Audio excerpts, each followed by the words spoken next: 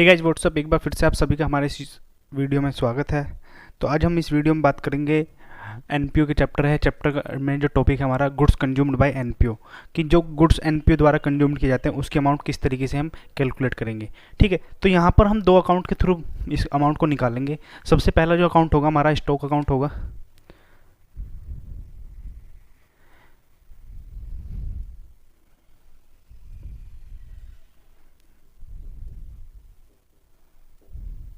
देखिए, अगर कुछ भी जानकारी नहीं दे रखी है और आपको सिर्फ स्टॉक की जानकारी दे रखी है तो उस तरीके से फिर हम क्या करेंगे, हमें यहाँ पर ओपनिंग बैलेंस दिया होगा टू बैलेंस बीडी। ठीक है, और हमने सपोज करो कुछ और सामान खरीदा, कैश में खरीदा तो अलग बात है, तो टू परचेज अकाउंट।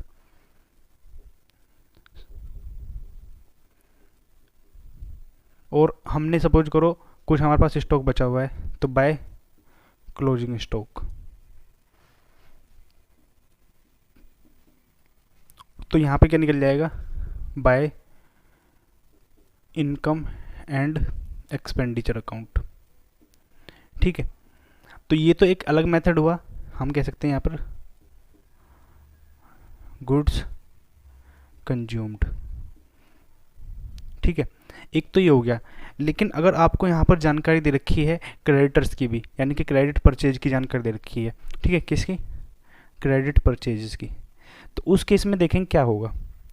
अगर क्रेडिट परचेज की जानकारी होगी तो यहाँ पर हम एक और अकाउंट बनाएंगे जिसका नाम होगा क्रेडिटर्स अकाउंट। भाई जिनसे उधार में सामान खरीदते हैं उनको क्या बोलते हैं, हम क्रेडिटर्स ही बोलते हैं। तो एक क्रेडिटर्स अकाउंट बना लेंगे हम यहाँ पर।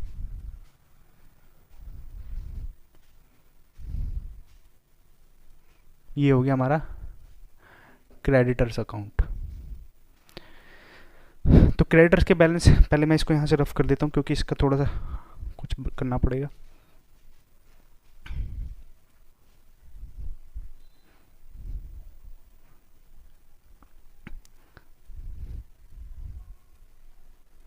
तो देखिए यहाँ पर क्या होगा, इसमें भी क्या होगा, बैलेंस बीडी दिया होगा, बैलेंस बीडी यानी कि ओपनिंग बैलेंस दे रखा है क्रेडिटर्स का। और क्रेडिटर के ओपनिंग बैलेंस जो होते हैं वो क्या होते हैं, क्रेडिट बैलेंस होते हैं। तो इसका क्या दिया होगा, ओपनिंग बैलेंस, क्लोजिंग बैलेंस भी दिया होगा, टू बैलेंस सीडी। ठीक है, और एक चीज़ जानकारी मैं आपको बता दूं, क्रेडिटर्स को हम क्या कर सकते हैं, एडवांस पेमेंट भी कर सकते हैं। तो अगर हम क्रेडिटर को एडवांस पेमेंट करेंगे तो उस केस में हमारा क्या होगा, वो हमारे लिए एसेट का काम करेंगे। तो यहाँ पे क्या हो जाएगा, टू बैलेंस बीडी। ये क्या है, advance payment, advance in the beginning. ठीक है, ये क्या हो जाएगा, आउटस्टैंडिंग इन द बिगिनिंग।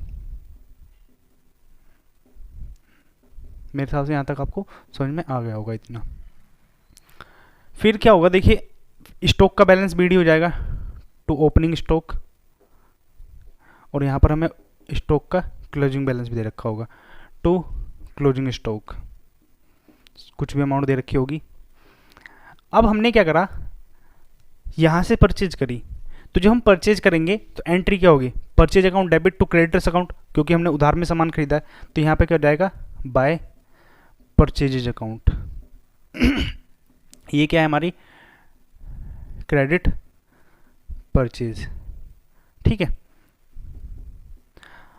और क्या होगा, ये जो परचेज है हमारी कहाँ पर आ जाएगी, स्टॉक अकाउंट में जाएगी टू परचेजेज। ये कौन सी हमारी क्रेडिट परचेज है। अब देखिए जरूरी नहीं है कि हम हमेशा ही उधार में खरीदें, कुछ कस्टमर यानी कि कुछ डीलर्स ऐसे होते हैं कि जो उधार में नहीं सामान बेचते, तो हम उनसे क्या करेंगे, कैश परचेज करेंगे। तो टू परचेजेज, हम उनसे क्या करेंगे, यहाँ पर कैश परचेज हो जाएगा।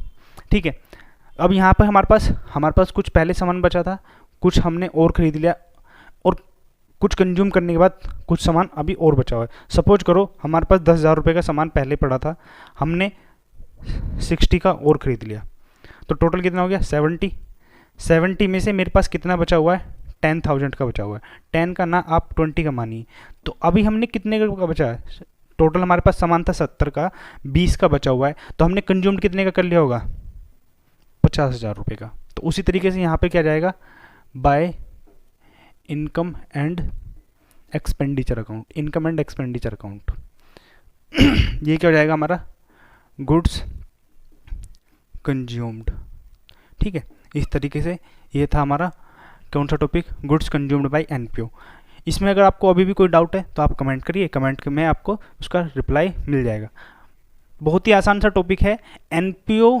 देखिए एनपीओ चैप्टर को समझने के लिए आपके छोटे छोटे से कंसेप्ट है, अगर वो क्लियर है तो आपके सारे क्वेश्चन बिल्कुल एक्यूरेट आंसर निकलेंगे। ठीक है, तो ठीक है, मिलते हैं आपको अगली वीडियो में, तब तक के लिए धन्यवाद।